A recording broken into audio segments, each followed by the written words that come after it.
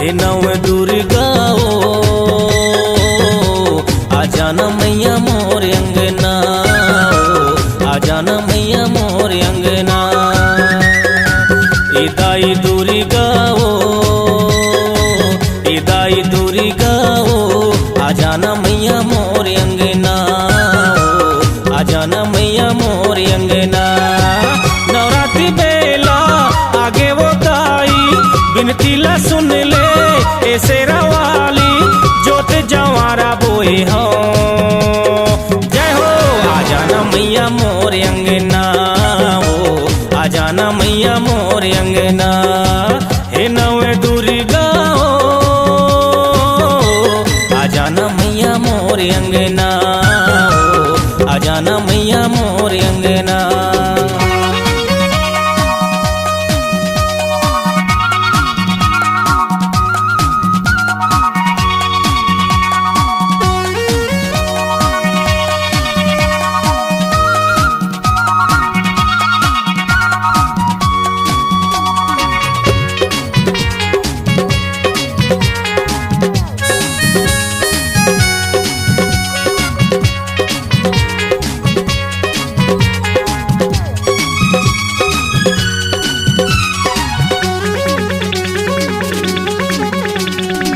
तोरे भरोसा जोत जलायो 9 दिन ले रही हूँ उपास लावो 9 दिन ले रही हूँ उपास ला।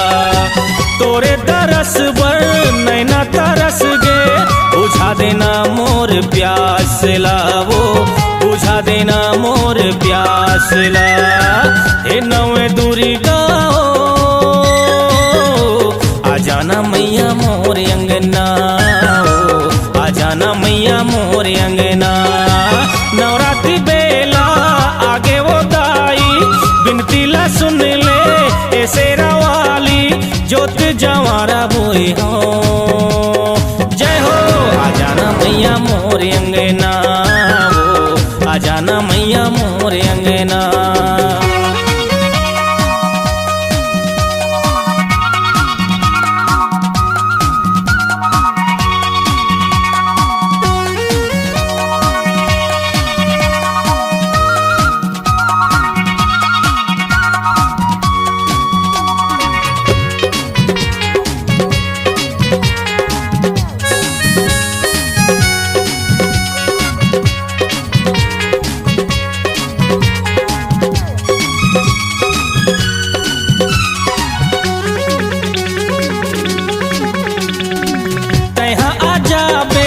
संगे ले आवे सातो बहनी ला दाई साथ मावो सातो बहनी ला दाई साथ माँ। जमो दाई ला भोजन करा हूँ चुनरी ओढ़ा हूँ एक साथ मावो चुनरी ओढ़ा हूँ एक साथ माँ। हे नव दुर्गा ओ आ जाना मैया मोर अंगना ओ आ जाना मैया मोर अंगना। नवरात्रि बेला आगे वो दाई बिनती ला सुन ले ए शेरा वाली जोत जवारा बोए हो। जय हो आ जाना मैया मोर अंगना ओ आ जाना मैया मोर अंगना।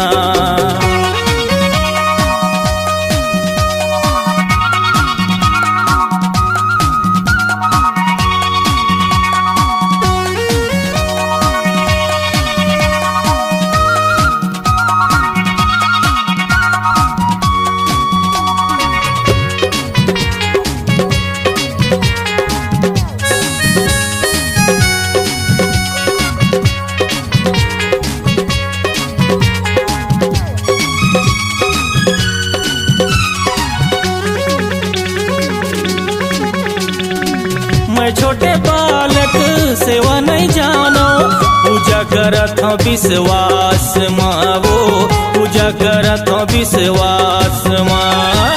भूल चुक माफी दिहाओ दाई न्योता भेजे हो नवरात मावो न्योता भेजे हो नवरात माँ। हे नव दुर्गा ओ आ जाना मैया मोर अंगना ओ आ जाना जाना मैया मोर अंगना। नवरात्रि बेला आगे वो ताई बिनती ला सुन ले ए शेरा वाली जोत जवारा बोए हो। जय हो आ जाना मैया मोर अंगना हो, आ जाना मैया मोर अंगना। हे ताई दूरी गाओ आ जाना मैया मोर अंगना हो, आ जाना मैया मोर अंगना। हे ताई दूरी गाओ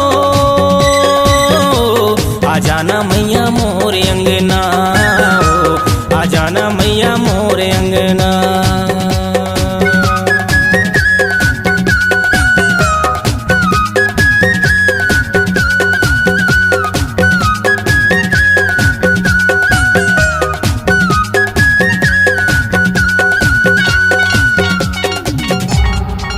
Shila Digital Recording Studio, Korba.